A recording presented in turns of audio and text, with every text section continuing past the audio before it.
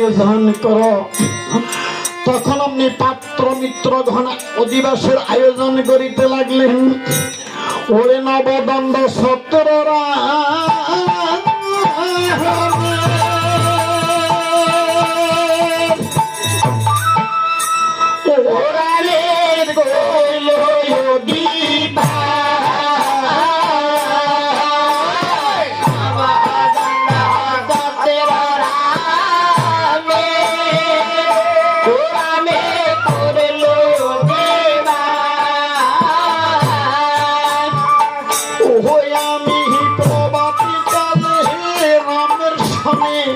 এলাম ঘন বাজিগ চিত্রকূট পর্বতীতে, চিত্রকূট পর্বতীতে, চিত্রকূট পর্বতীতে, চিত্রকূট পর্বতীতে।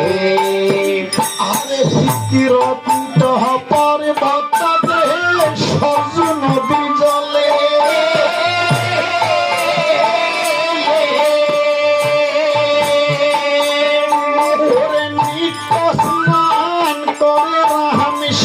নদীর ঘাটে সরযূ নদীর জলে, সরযূ নদীর জলে, সরযূ নদীর জলে, সরযূ নদীর জলে। আমি প্রভুর সনে পাশা খেলি আনন্দিত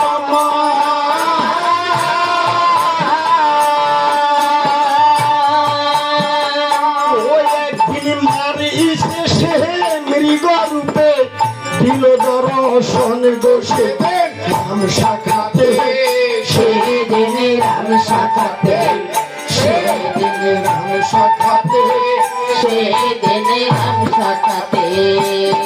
আমি হস্তে পাশা ঘুমে পেলি জোট করিলাম হা,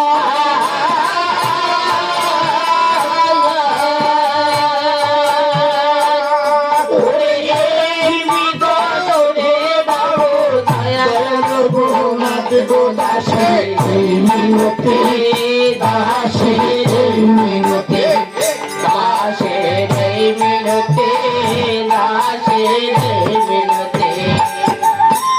আমার কথা শুনে রাম ধনু লইল হাতে,